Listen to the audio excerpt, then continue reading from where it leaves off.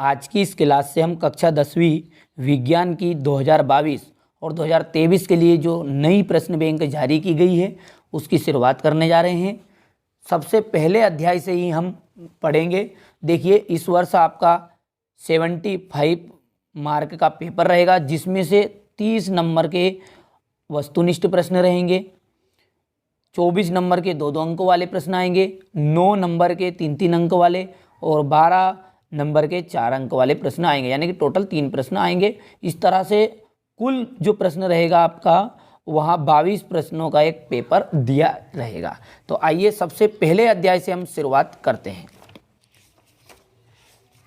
कुछ उस वर्ष त्रुटि रह गई थी, उन त्रुटियों को सुधार कर एमपी बोर्ड ने नई ब्लूप्रिंट जारी की है। तो इसमें से इस वर्ष जरूर 100% आने के चांस रहेंगे फुल। ठीक है, चलिए सबसे पहले सही विकल्प चुनकर उत्तर देंगे।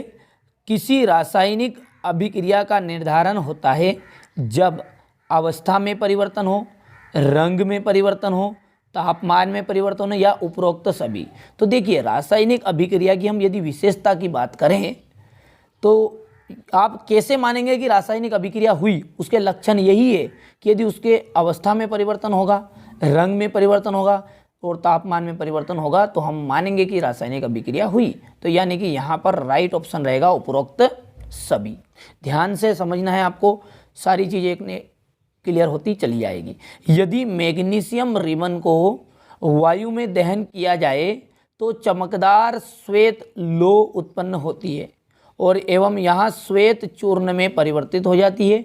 अब ये जो चूर्ण है यह रासायनिक रूप से है magnesium oxide, magnesium hydroxide, magnesium carbonate या मैग्नीशियम हाइड्राइड। तो यहाँ पर देखिए, यहाँ पर आपके विज्ञान में दिया हुआ है जब मैग्नीशियम ऑक्सीजन की उपस्थिति में इसका दहन होता है तो क्या बनता है? मैग्नीशियम ऑक्साइड बनता है। तो यहाँ पर पहला इसका राइट ऑप्शन रहेगा। कैल्शियम ऑक्साइड की जल के साथ क्रिया किस प्रकार की अभिक्रिया है? तो ध्यान से देखिएगा, कैल्शियम ऑक्साइड का मतलब होता है बिना बुझा हुआ चूना, यानी कि CaO। इसकी हम जल के साथ क्रिया कराएंगे H2O तो कैल्शियम हाइड्रोक्साइड बनता है जो बिना बुझा हुआ चूना। यानी कि मार्केट से जो हम चूना लेकर आते हैं उसको जब हम पानी में घोलते हैं तो उससे क्या निकलती है? बहुत ज़्यादा मात्रा में उष्मा निकलती है और उसे ही कहते हैं हम ऊष्माक्षेपी अभिक्रिया, जिससे उष्मा निकलती है। निम्नलिखित में से कौन सा भौतिक परिवर्तन नहीं है? भौतिक परिवर्तन का मतलब क्या होता है? जिसमें उसकी अवस्था में इनमें परिवर्तन होगा केवल, ठीक है, उसमें कोई नया पदार्थ नहीं बनेगा। लेकिन यदि LPG का दहन होगा तो एक नया पदार्थ बनेगा, यानी खत्म हो जाएगी, LPG नष्ट हो जाएगी। ठीक है, तो LPG का दहन एक भौतिक परिवर्तन नहीं है। नमक में पानी में घुलना, कोई परिवर्तन नहीं आएगा। नमक में बर्फ का पिघलकर जल बनना, वापस दोबारा बर्फ बनाया जा सकता है। उबलते पानी से जल वाष्प बनना, ठंडी होगी तो जब वापस वो पानी बन जाएगी। तो ये तो भौतिक परिवर्तन के उदाहरण है। LPG का दहन एक रासायनिक परिवर्तन का उदाहरण है। अगला है, जल का विद्युत अपघटन एक अपघटन अभिक्रिया है।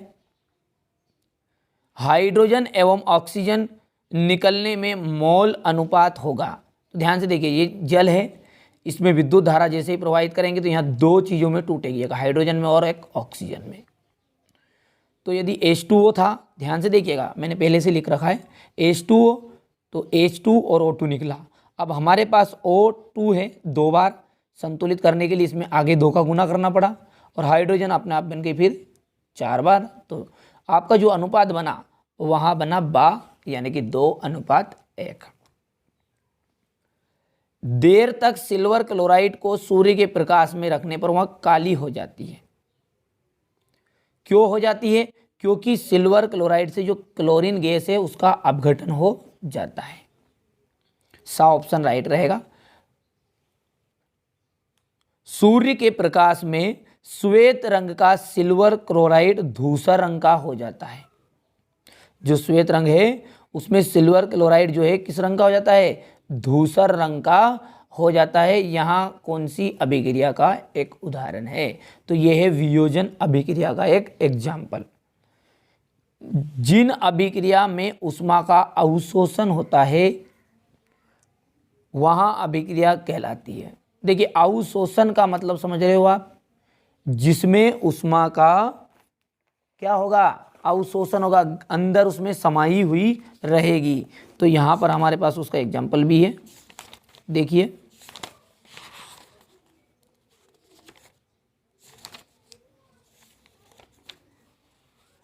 यहाँ देखिए,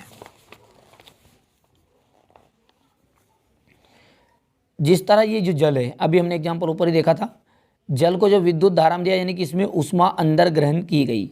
यहाँ पर भी क्या हो रहा है, जो कैल्शियम कार्बोनेट है ये बिना भूजा हुआ चूना, इससे भूजा हुआ चूना बनाएंगे, कैल्शियम कार्बोनेट है, इससे क्या बनाना है, कैल्शियम ऑक्साइड बनाना है, यानी बिना भूजा हुआ चूना, यानी कि इसमें बहुत ज़्यादा मात्रा में क्या रहती है, ऊष्मा होती है। तो ये किसका उदाहरण है, ये जो ऊष्मा है इसके अंदर ग्रहण कर ली गई, यानी कि सोख ली गई, इसे कहेंगे वियोजन अभिक्रिया। ठीक है। जिन अभिक्रिया में ऊष्मा का अवशोषण होता है उन्हें क्या कहेंगे, ऊष्मा शोषी अभिक्रिया। तो यही बात हम कह रहे थे कि उन्हें अभिक्रिया को क्या कहेंगे, ऊष्मा शोषी अभिक्रिया। ठीक है। 8 आपके हो चुके हैं, स्क्रीनशॉट आप लेते चलिएगा तो ताकि आप जब पढ़ाई करें तो आपको कोई दिक्कत ना आए। उस साल थोड़ी सी इसमें त्रुटि रह गई थी, तो 14 सही विकल्प गए साल थे, यानी 2021 और 22 में, पर इस वर्ष इन्होंने बदलकर उसे 24 सही विकल्प दिए हैं। ठीक है। तो यानी कि बदलाव किया है बहुत सारा प्रश्न बैंक में। लेड जो नाइट्रेट है उसका रासायनिक फॉर्मूला क्या है? तो लेड नाइट्रेट का फॉर्मूला बनेगा Pb ब्रैकेट के अंदर NO3 और 2।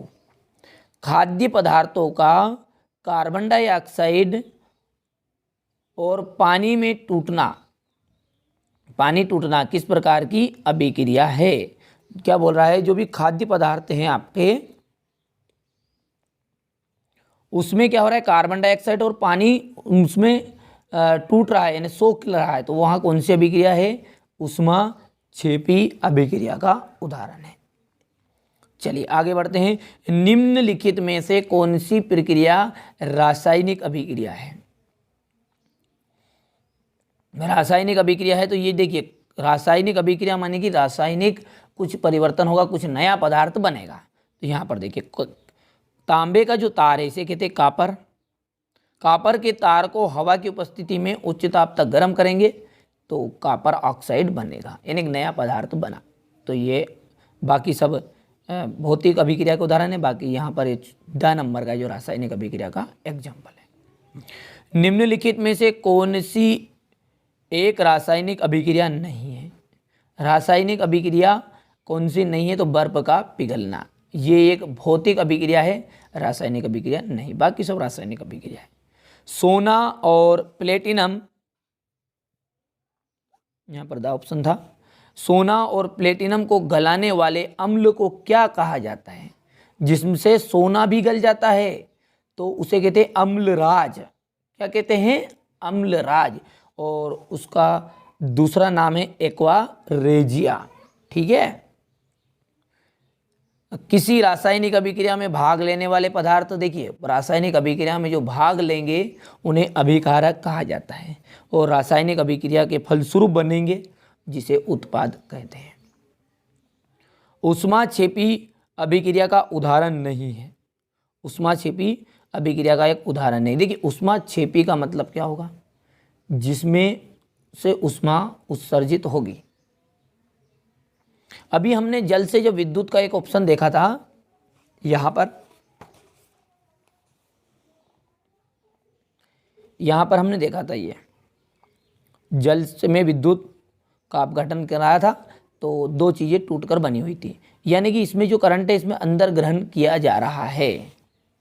ठीक है। तो ये कौन सी अभिक्रिया है? ऊष्मा शोषी अभिक्रिया है, यानी इसमें ऊष्मा का अवशोषण हो रहा है, बाकी जगहों पर उत्सर्जन हो रहा है। कैल्शियम कार्बोनेट ऊष्मा की उपस्थिति में वियोजित होकर देता है। जो कैल्शियम कार्बोनेट है यहाँ पर लिखा है CaCO3, ऊष्मा जैसे इसमें देंगे तो क्या बनाएगा, एक कैल्शियम ऑक्साइड, क्या बनाएगा, कैल्शियम ऑक्साइड और कार्बन डाइऑक्साइड। ठीक है, तो 16वां जो क्वेश्चन है इसका ऑप्शन आ जाएगा आपका दा, क्योंकि कैल्शियम ऑक्साइड देगा और कार्बन डाइऑक्साइड। जल के विद्युत अपघटन पर मुक्त हाइड्रोजन एवं ऑक्सीजन गैस का प्रतिशत है, तो इसका प्रतिशत आपका रहेगा 2:1। चलिए अगला है 18वां, जिन अभिक्रियाओं में ऊष्मा का अवशोषण होता है, जिसमें अवशोषण यानी ऊष्मा ग्रहण की जाती है, तो यही तो अभी सामने दी, ये उन्हें कहते हैं ऊष्मा शोषी अभिक्रिया। बा ऑप्शन राइट है। यदि किसी अभिक्रिया में हाइड्रोजन का योग हुआ और ऑक्सीजन का ह्रास, तो देखिए यदि ऑक्सीजन का योग होता, एक ही चीज को आप पकड़ लीजिएगा, ये ऑक्सीजन का योग, यानी ऑक्सीजन आकर जुड़ेगी तो वहां कहलाएगी उपचयन। बाकी अब ह्रास हो रहा है तो ये कहलाएगा अपचयन। तो ये कौन सी अभिक्रिया है, अपचयन अभिक्रिया है। चलिए इसके बाद में स्क्रीनशॉट भी आप लेते चलिएगा, क्योंकि बड़े ही महत्वपूर्ण है, और चाहे तो आप इनकी PDF भी डाउनलोड कर ले सकते हैं। चलिए 19 के बाद में आपका जो 20वां है, Fe2O3 + 2Al, यहाँ पर बना है एल्यूमिनियम ऑक्साइड और प्लस आयरन अलग हुआ। देखिए इसमें कौन सी अभिक्रिया हो रही है, तो देखिए जब एक तत्व क्या करता है, दूसरे तत्व को उसके यौगिक से विस्थापित कर देगा, हटा देगा, यानी उसकी जगह पर जाकर बैठ जाएगा, बाकी को भगा देगा। अब ये जो Al है, देखिए ये Fe को भगा रहा है, देख लीजिए, तो यहाँ पर Al आ गया और O3 आ गया, किसको भगाया इसने, Fe को। तो इसे कहते हैं विस्थापन अभिक्रिया। चलो चल तो हट, मैं बैठूंगा तेरी जगह पर, तो इसे कहते हैं विस्थापन अभिक्रिया।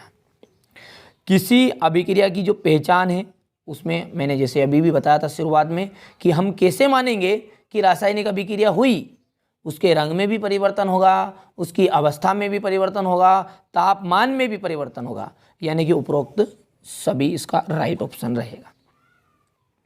कैल्शियम ऑक्साइड की जल के साथ क्रिया कौन सी अभिक्रिया है, तो अभी हाल हमने देख भी लिया, इसे एक बार और देख लेते हैं। CaO इसकी जल के साथ अभिक्रिया कर रहे हैं, क्या बनेगा, CaOH2 कैल्शियम हाइड्रोक्साइड, और ऊष्मा निकलेगी बहुत ज़्यादा मात्रा में। ठीक है, तो क्या बना है, ऊष्मा निकल रही है, यानी कि ऊष्मा क्षेपी अभिक्रिया है। अब ये 23वां जो प्रश्न है, यहाँ मिसप्रिंटिंग हो चुका है प्रश्न बैंक में। संयोजन अभिक्रिया का उदाहरण है। यदि हम संयोजन अभिक्रिया के उदाहरण की बात करें तो देखिए कोयले का दहन भी एक क्या है, संयोजन अभिक्रिया है। प्राकृतिक गैस का दहन भी क्या है, संयोजन अभिक्रिया है। कैल्शियम ऑक्साइड की जल से अभिक्रिया भी क्या है, संयोजन अभिक्रिया है। लेकिन जल का विद्युत अपघटन, देखिए जल का विद्युत अपघटन और वियोजन अभिक्रिया का उदाहरण देखिए यहाँ पर लिखा हुआ भी है। उन वियोजन अभिक्रियाओं के उदाहरण दीजिए जिसमें ऊष्मा, प्रकाश और विद्युत के रूप में ऊर्जा प्राप्त की जाती है। यानी कि ये जो जल का अपघटन हो रहा है, ये कौन सी अभिक्रिया है, इसमें एक अभिकारक है और 2 या 2 से अधिक उत्पाद बन रहे हैं, तो ये कहलाएगा आपका वियोजन अभिक्रिया। तो यानी कि यहाँ पर पूछ रहा है वो संयोजन अभिक्रिया का उदाहरण, तो ये तो तीनों ऑप्शन राइट है। तो कुल मिलाकर बात यह कि इसको आप सही कर लीजिएगा, संयोजन अभिक्रिया का उदाहरण नहीं है, तो इसका ऑप्शन आ जाएगा आपका द, बिल्कुल राइट। किसी रासायनिक अभिक्रिया में बनने वाले पदार्थों को क्या कहते हैं, तो अभी मैंने बता भी चुका हूं कि उसे कहते हैं उत्पाद। ठीक है, चलिए अब बढ़ते हैं आगे रिक्त स्थान की ओर। तो आपका पहला जो रिक्त स्थान है वह है पॉप ध्वनि से जलने वाली जो गैस है, वह है हाइड्रोजन गैस। हमारे शरीर के कोशिकीय स्तर पर यदि भोजन का दहन है तो वो कौन सा कहलाएगा, ऑक्सीकरण कहलाता है। लंबे समय तक सेवन ना करने पर सूखे मेवे सड़ने लगते हैं, यानी कि जो सूखे मेवे हैं वो क्या करने लगते हैं, सड़ने लगते हैं। उसका कारण क्या है, विकृत गंधिता है।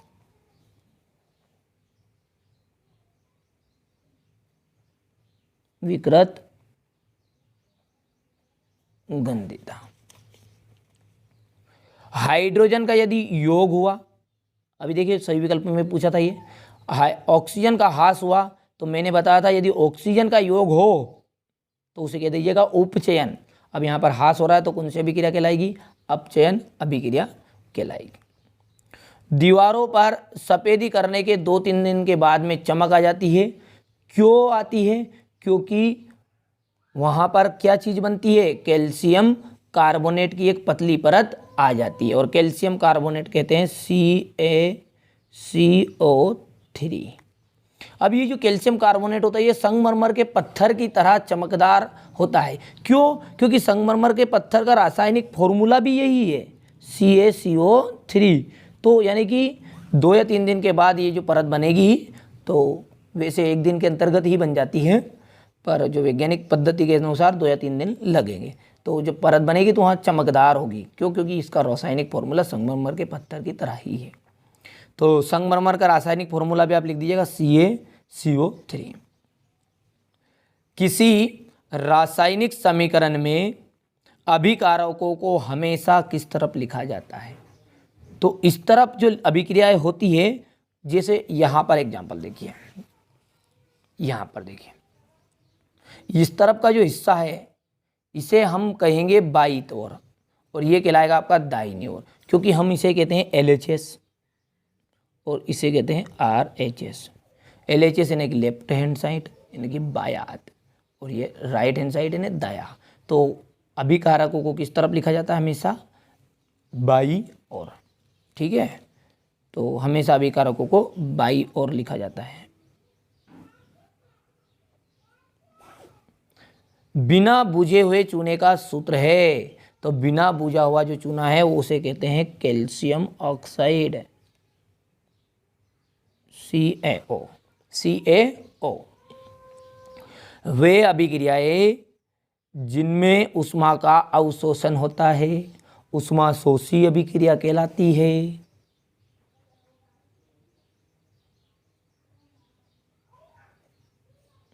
ऊष्माशोषी अभिक्रिया कहलाती है। चलिए इसके बाद में आगे बढ़ते हैं।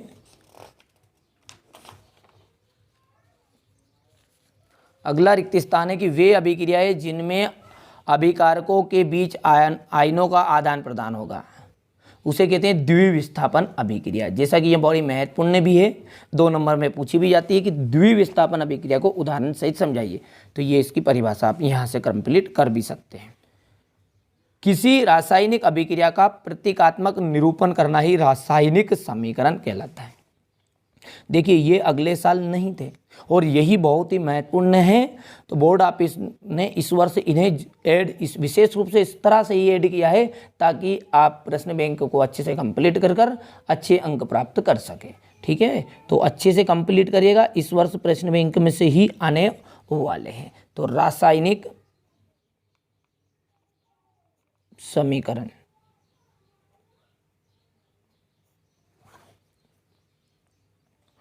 रासायनिक अभिक्रिया के फलस्वरूप बनने वाले पदार्थों को तो हम भैया उत्पाद कहते हैं।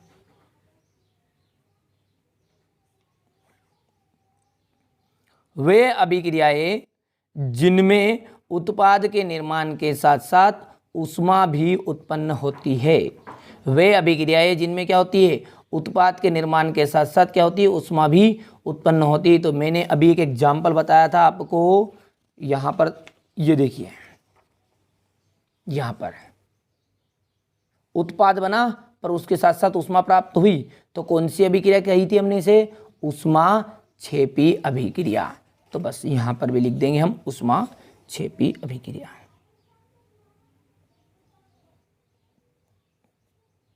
देखिए बहुत ही आराम से समझाने का प्रयास कर रहा हूँ, कोई जल्दबाजी नहीं है, बढ़िया से आराम से आप प्रयास करिएगा पढ़ने का। सारी चीज़ें सीरियल बाय सीरियल में क्लियर करता चला जाऊँगा, बाकी आप अच्छे से ध्यान से और बड़ी लगन से देखिएगा और समझिएगा और इन्हें थोड़ा 1-2 बार रिवाइज भी कर लीजिएगा।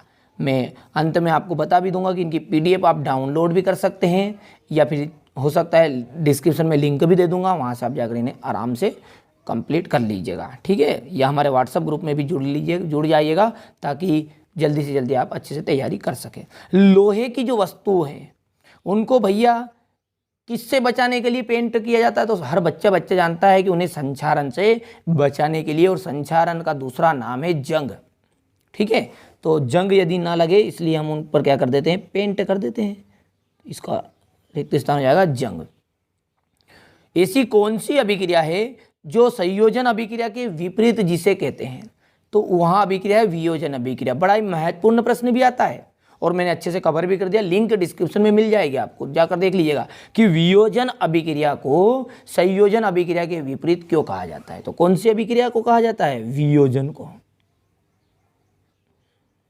अब क्यों कहा जाता है, क्योंकि वियोजन में क्या होता है, दो या दो से अधिक अभिकारक मिलते हैं और एक उत्पाद, जो संयोजन है उसमें क्या होता है, दो अभिकारक मिलेंगे, एक उत्पाद बनाएगा, और वियोजन में एक उत्पाद टूटेगा और दो चीज बनाएगा। चलिए, और अच्छे से क्लियर करने के लिए लिंक डिस्क्रिप्शन मिल जाएगी, वहां से कर लीजिएगा। ऐसी अभिक्रिया जिसमें एकल अभिकारक टूटकर छोटे उत्पाद बनाता है, मतलब एकल अभिकारक टूटेगा और छोटे छोटे उत्पाद बनाएगा, तो वही अभिक्रिया ही आपकी क्या कहलाती, वियोजन अभिक्रिया की परिभाषा ही है ये। एकल अभिकर्मक यानी एकल अभिकारक है, वो टूटेगा और छोटे छोटे उत्पाद यानी कि दो या दो से अधिक उत्पाद बनाएगा, तो वहाँ अभिक्रिया भी आपकी कौन सी अभिक्रिया है, वियोजन अभिक्रिया है। चलिए, अगला क्वेश्चन नंबर जो 3 है वहाँ है सही जोड़ी। लोहे पर जंग लगना, लोहे पर जंग लगना कहलाता है संक्षारण। बढ़िया से कंप्लीट करिएगा, पूरी किताब का निचोड़ है, मैंने भी पूरी रिसर्च करने के बाद ही यहाँ वीडियो बना रहा हूँ। साग सब्जियों का विघटित होकर कंपोस्ट बनना, जो हमारी सब्जियाँ रहती है, हरी सब्जियाँ, वो विघटित होगी और कंपोस्ट बनाएगी, तो वहाँ जब बनाएगी तो वहाँ उष्मा निकालेगी, और उष्मा निकलने वाली अभिक्रिया को हम कहते हैं उष्माक्षेपी अभिक्रिया। संतुलित रासायनिक समीकरण, देखिए संतुलित रासायनिक समीकरण करना क्यों आवश्यक है, क्योंकि एक द्रव्यमान संरक्षण का नियम है, उसका परिपालन करने के लिए उस नियम को के अकॉर्डिंग हमें हर एक समीकरण को संतुलित करना पड़ता है। तो यहाँ पर 3 ऑप्शन आपके हो चुके हैं, लोहे पर जंग लगना यानी कि संक्षारण, साग सब्जियों का विघटित होकर कंपोस्ट बनना उष्माक्षेपी, संतुलित रासायनिक समीकरण यानी द्रव्यमान संरक्षण का नियम। चूने के पत्थर पर का वियोजन, चूने का पत्थर है वो यानी कि कैल्शियम ऑक्साइड है, यानी बिना भूजा हुआ चूना है, और यहाँ चूना जो है यहाँ विघटित होगा तो उष्मा निकलेगी, तो वहाँ कहलाएगी उष्मी वियोजन। ऑक्सीजन का योग, याद करिए 3 बार बोल चुका हूँ मैं, यदि ऑक्सीजन का योग होगा तो वहाँ क्या कहलाएगा, वहाँ कहलाएगा आपका उपचयन। ठीक है, यदि ऑक्सीजन का ह्रास होता तो कहलाता अपचयन, पर यहाँ पर योग हो रहा है तो उपचयन अभिक्रिया। मेथेन का दहन, जो मेथेन का दहन है वहाँ एक रासायनिक अभिक्रिया है। इसके बाद लोहे की कील एवं कॉपर सल्फेट विलयनों के बीच अभिक्रिया होगी, तो वहाँ अभिक्रिया कहलाएगी आपकी विस्थापन अभिक्रिया, क्योंकि यह करता है कॉपर, लोहे की जो कीले है वो कॉपर सल्फेट के विलयन में जब घोलते हैं तो ये जो कॉपर है यहाँ आयरन को विस्थापित करके उसका स्थान ग्रहण कर लेता है, यानी Fe किसकी जगह पर आ जाता है, कॉपर को हटा देता है, यानी FeSO4 बना देता है, यानी कि फेरस सल्फेट। कुल मिला अविलेय लवण का निर्माण, अविलेय लवण का जो निर्माण है वहाँ अवक्षेपण अभिक्रिया है। अवक्षेपण अभिक्रिया का परिभाषा ही यही है कि जिसमें अविलेय लवण का निर्माण होगा वहाँ अवक्षेपण अभिक्रिया कहलाएगी।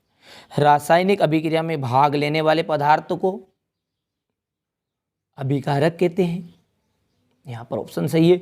और विकृत गंधिता का जो बचाव का एक उदाहरण है, इनमें से एक उदाहरण क्या है, उपयोग प्रति अक्षीकारक का उपयोग कर लेंगे तो विकृत गंधिता से बचा जा सकता है। तो ये थी सही जोड़ी। सत्य और असत्य पर अब हम आ चुके हैं। बुझे हुए चूने का जो सूत्र होता है वहाँ कैल्शियम कार्बोनेट होता है, तो यहाँ बात बिल्कुल गलत है। देखिए जैसे ही हमने यहाँ पर बिना बूझा हुआ चूना CaO की अभिक्रिया कराई, जल में घोला, सबने देखा होगा जैसे चूने को घोलेंगे तो वहाँ उकाला देना शुरू कर देगा, यानी उबलना शुरू कर देगा ऊष्मा, और बनता क्या है CaOH2, यानी कि इसे कहते हैं कैल्शियम हाइड्रोक्साइड। तो इसे कहते हैं बिना बुझा हुआ चूना, ना कि CaCO3 को। चलिए, संक्षारण की जो प्रक्रिया है वह अत्यधिक तीव्र रासायनिक प्रक्रिया है। देखिए, जो जंग होती है वहाँ आपने देखा होगा कि एक दिन में लग जाती है क्या? तो आपका उत्तर होगा कि थोड़े ज़्यादा दिन में लगती है, हैंड टू हैंड तो नहीं लगती है। तो यहाँ तीव्र नहीं है, एक मंद रासायनिक अभिक्रिया है। ठीक है, क्या बोलेंगे, संक्षारण की जो प्रक्रिया है एक मंद रासायनिक अभिक्रिया है। तो ये बात अभी आपकी क्या हो गई है, असत्य हो गई है। ये भी आपकी क्या बात है, हो गई, असत्य हो गई।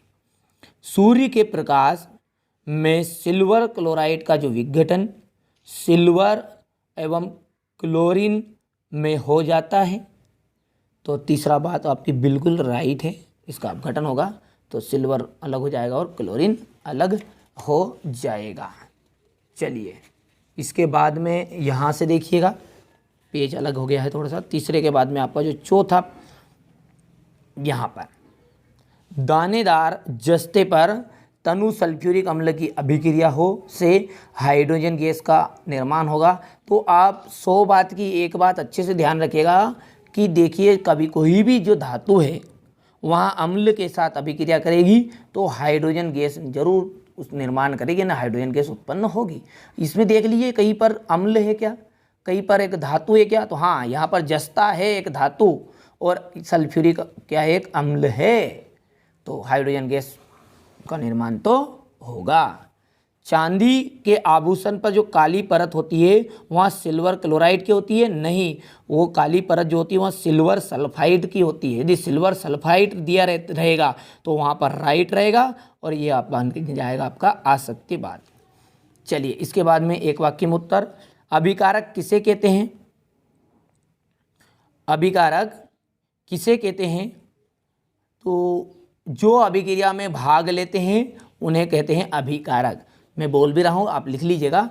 अभिक्रिया में भाग लेने वाले पदार्थों को या तत्वों को ही अभिकारक कहते हैं। अभिक्रिया में भाग लेने वाले तत्वों को ही अभिकारक कहा जाता है। लोहे की वस्तुओं को हम पेंट क्यों करते हैं? तो लोहे की वस्तुओं को हम जंग से बचाने के लिए पेंट करते हैं। क्या होता है जब बिना बुझे हुए चूने में जल मिलाया जाता है? तो बिना बुझा हुआ चूना, अभी मैं 3 बार, लगभग 3 बार इसका एग्जाम्पल समझा चुका हूँ। यहाँ देखिए, बार बार रिपीट भी हो रहा है। बिना बुझा हुआ चूने में जल मिलाया तो क्या हुआ, ऊष्मा उत्पन्न हुई। ठीक है, और कैल्शियम हाइड्रोक्साइड बना। तो आप लिख दीजिएगा कि ऊष्मा उत्पन्न होती है, ऊष्मा उत्पन्न होती है, क्योंकि एक एक नंबर का ज़्यादा कुछ डिटेल नहीं बताना है। FeSO4 जो मैंने अभी एक सही जोड़ी में एग्जाम्पल बता रहा था, वही एग्जाम्पल देखिए आपके सामने है। क्या होता है ये यहाँ पर लिखा भी है। लोहे की जो कील है यानी कि Fe कॉपर सल्फेट के विलयन के बीच अभिक्रिया। तो ये देखिए, लोहे की कील यानी कि लोहा, कॉपर सल्फेट, क्या हुआ, कॉपर सल्फेट में से कॉपर को हटा दिया, चल हट मैं तेरी जगह पर आऊँगा, तो Fe यहाँ पर विराजमान हो गया। तो ये देखिए, और Cu को भगा दिया। तो ये कौन सी अभिक्रिया थी? अभी एग्जाम्पल में करिए याद, 7वें का ऑप्शन था विस्थापन अभिक्रिया। तो यहाँ पर आपका ऑप्शन हो जाएगा, लिख दीजिएगा विस्थापन अभिक्रिया।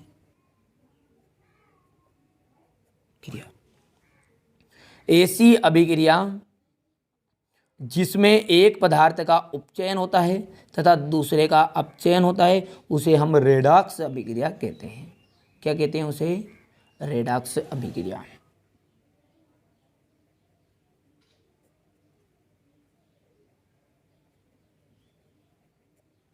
संतुलित रासायनिक समीकरण किसे कहते हैं?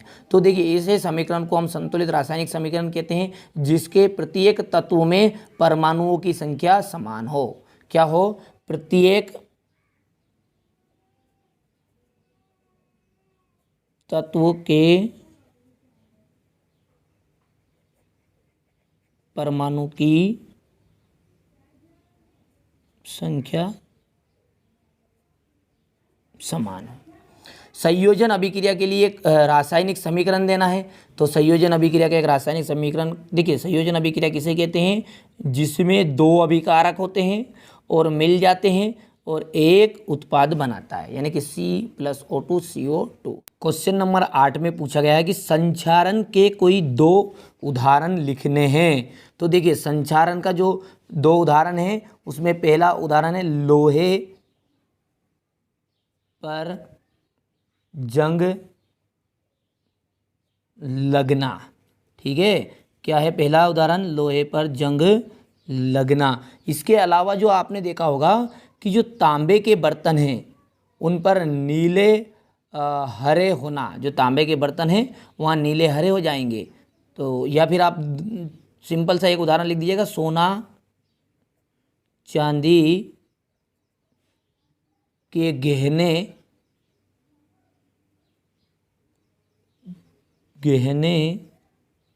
का काला होना। ठीक है, चाहे तो आप तीसरा एग्जांपल भी यहाँ पर बोल रहा हूँ मैं कि तांबे के मलिन, जो तांबे के जो बर्तन हैं वहाँ नीले हरे होना, यानी मलिन हो जाना उनका। ठीक है, चलिए आगे बढ़ते हैं। तो चांदी के जो आभूषण है उन पर काली परत जम जाएगी। अभी तो लिखा अपन देखिए, सोना चांदी का गहने काला हो जाते हैं। तो किसकी परत होती है उस पर? तो उस पर होती है सिल्वर सल्फाइड की। क्या लिखेंगे इसके उत्तर? सिल्वर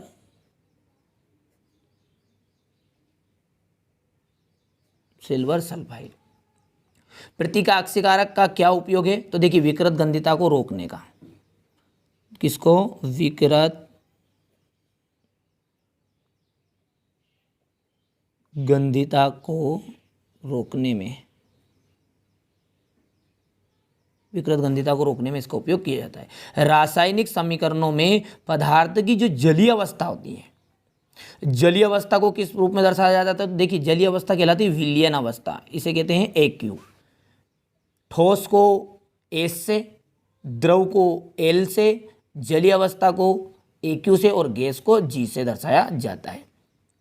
ऊष्मीय अपघटन अभिक्रिया का एक उदाहरण है। तो देखिए, ऊष्मीय वियोजन अभिक्रिया का एक उदाहरण देखिए, चाहे तो आप यहाँ से लिख सकते हैं CaCO3, इसमें ऊष्मा का विघटन हो रहा है, यानी कि इसमें अवशोषण किया जा रहा है। तो ये एग्जाम्पल इसका राइट रहेगा, पहला एग्जाम्पल आपको लिख लेना है। ठीक है, तो ये थे आपके सही विकल्प, रिक्त स्थान, जोड़ी, सत्य सत्य और एक वाक्य में उत्तर। सारे के सारे को मैंने एक ही वीडियो में कवर करने का प्रयास किया है। अब जो क्वेश्चन नंबर 6 से वहाँ से अति लघु उत्तरीय प्रश्न स्टार्ट हो गए हैं। अगले वीडियो से हम उनको देखना आरंभ करेंगे, जिसकी लिंक आपको डिस्क्रिप्शन में भी मिल जाएगी। तो वहाँ से जाकर आप उन्हें अच्छे से कंप्लीट कर लीजिएगा। देखिए, यहाँ चैनल का उद्देश्य सिर्फ यहाँ है कि आपको अधिक से अधिक अंक प्राप्त कराया जाए। हमारा प्रयास यही रहेगा कि हमारे द्वारा आपको अच्छी पढ़ाई में मदद की जाए। तो आशा करता हूं कि मेरे द्वारा दी गई जानकारी से आप संतुष्टि भी होंगे। यदि आपने चैनल अभी तक सब्सक्राइब नहीं किया है तो सब्सक्राइब जरूर कीजिएगा, साथ ही साथ अपने दोस्तों के साथ जरूर शेयर करने का प्रयास करिएगा।